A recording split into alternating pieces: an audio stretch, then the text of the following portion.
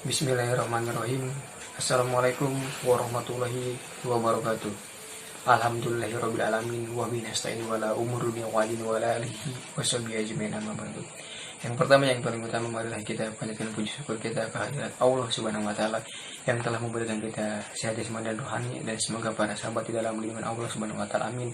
Amin ya rabbal alamin. Wassalatu dan salam marilah kita curahkan kepada junjungan kita yakni habibina wa syafiina wa maulana Muhammad sallallahu alaihi wasallam. Baiklah, izin memperkenalkan diri, nama saya Masrul Hidayatullah dari jurusan Pendidikan Agama Islam Fakultas Tarbiyah dan Keguruan Universitas Islam Negeri Sultan Maulana Hasanuddin Banten. Saya di sini akan membawakan materi saya yang berjudul Landasan Pengembangan Kurikulum, yang dimana dosen pengampunya yaitu Ibu yang saya hormati Ibu Helna Nelis MPD selaku dosen mata kuliah pengembangan kurikulum pendidikan agama Islam berbasis literasi. Saya akan membahas di sini tentang landasan pengembangan kurikulum. Landasan yaitu suatu gagasan gitu atau kepercayaan yang menjadi sandaran sesuatu prinsip yang mendasari gitu. Contohnya itu yaitu seperti landasan kepercayaan agama dan dasar atau titik tolak gitu. Jadi kurikulum ini juga yaitu segala pengalaman dan kegiatan belajar yang direncanakan dan diorganisir untuk diatasi gitu oleh siswa atau mahasiswa untuk mencapai tujuan pendidikan yang telah ditetapkan bagi suatu lembaga pendidikan. Terus di sini juga ada menurut Nana Syaudi Sukmadinata. Tadi Nana Syaudi Sukmadinata ini mempunyai gitu kedudukan sentral gitu dalam seluruh proses pendidikannya. Kurikulum juga gitu memberikan arahan segala bentuk aktivitas pendidikan demi tercapainya tujuan-tujuan pendidikan. Terus kurikulum juga di sini merupakan suatu rencana gitu, merupakan suatu rencana pendidikan demi tercapainya tujuan pendidikan. Kurikulum juga merupakan suatu rencana pendidikan agar memberikan pedoman dan pegangan tentang jenis, lingkup dan urutan isi gitu serta proses pendidikan. Terus di sini juga ada menurut Nasution tentang asas-asas kurikulum.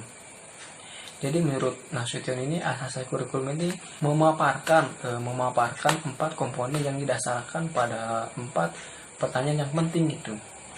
Yang pertama yaitu tujuan apa yang dicapai sekolah, dan yang kedua yaitu bagaimana gitu memilih bahan pelajaran guna tercapai tujuan itu, dan yang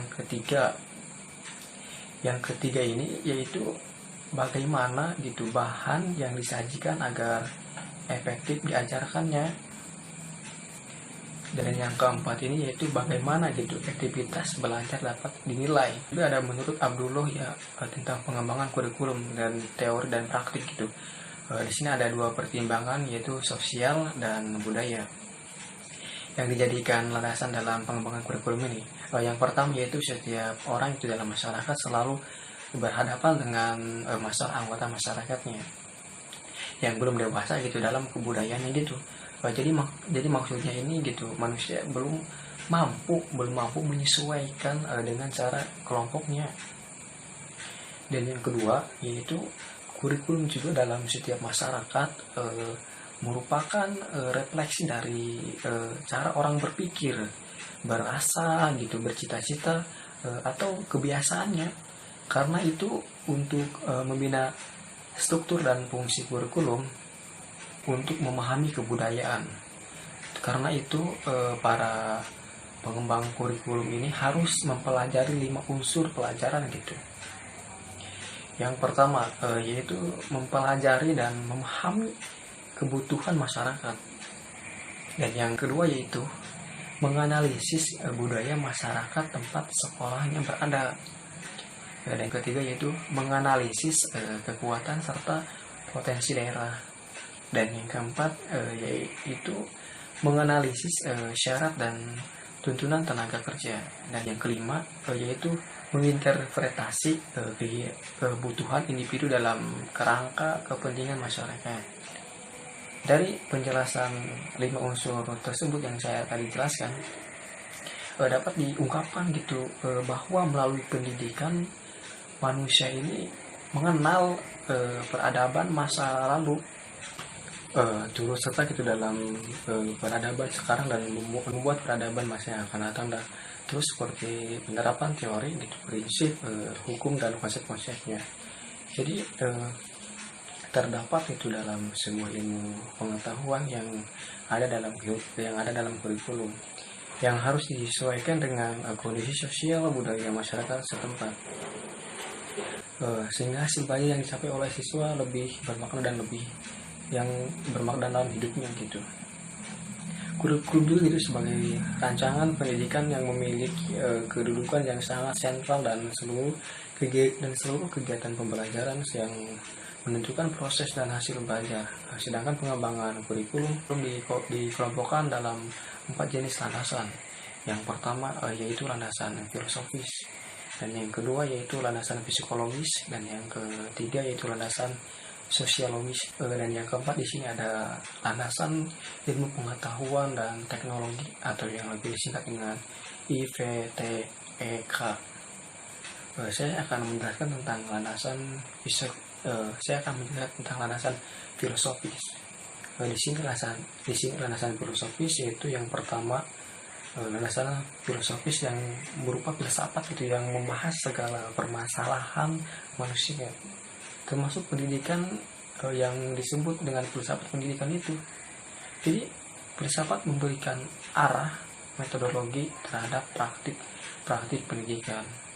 Dan yang kedua yaitu landasan psikologis. Di sini dalam proses pendidikan yang terjadi yaitu proses interaksi antara individu manusia yang berada dengan makhluk lainnya karena kondisi psikologisnya itu. Jadi kondisi psikologis ini sebenarnya merupakan karakter psikofisik gitu, merupakan karakter psikofisik seseorang sebagai individu yang dinyatakan dalam berbagai bentuk perilaku interaksi dengan lingkungannya. Dan yang ketiga di sini ada landasan sosiologis. Yang ketiga ini landasan sosiologis yang dimana merupakan pertimbangan atau alasan yang menggambarkan bahwa peraturan yang dibentuk untuk memenuhi kebutuhan masyarakat dalam berbagai aspek. Terus landasan sosiologis juga di sini sesungguhnya di sini landasan sosiologis juga sebenarnya yang menyangkut itu fakta empiris mengenai perkembangan masalah dan kebutuhan masyarakat dan negara. Dan yang keempat ini yaitu landasan ilmu pengetahuan dan teknologi atau lebih disingkat dengan IPTK. Implikasi IPTK ini dalam pengembangan kurikulum yaitu antara lain yang harus dapat meningkatkan dan mengembangkan kemampuan berpikir peserta didik. Terus juga di sini ilmu pengetahuan ini yaitu tentang untuk lebih banyak menghasilkan teknologi baru sesuai dengan perkembangan zaman dan karakteristik gitu masyarakat Indonesia. Dan di sini juga ada landasan organisatoris gitu.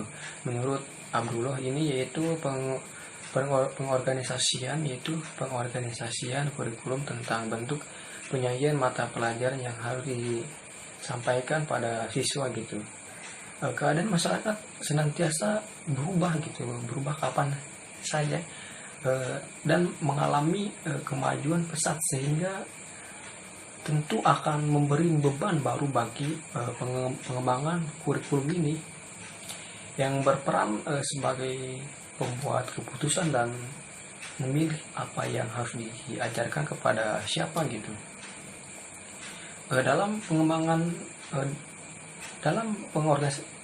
pengorganisasian ini juga tentunya ada kurikulum, ada dua masalah pokok ya, ada dua masalah pokok apa yang paling berharga gitu untuk diberikan bagi anak didik dalam suatu bidang studi.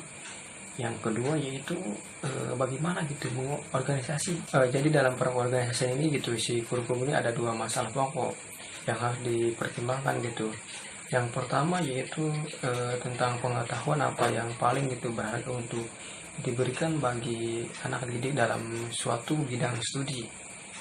Yang kedua, bagaimana gitu mengorganisasi bahan itu agar anak didik dapat menguasainya dengan sebaik-baiknya gitu. Mungkin hanya itu yang bisa saya sampaikan, kurang lebihnya saya mohon maaf. Apabila ada kata-kata saya yang salah, itu datangnya dari saya sendiri, dan apabila ada kata-kata yang benar, itu datangnya dari Allah Subhanahu wa taala. Akhirul kalam, wallahu muwaffiq ila aqwamit thoriq. Wassalamualaikum warahmatullahi wabarakatuh.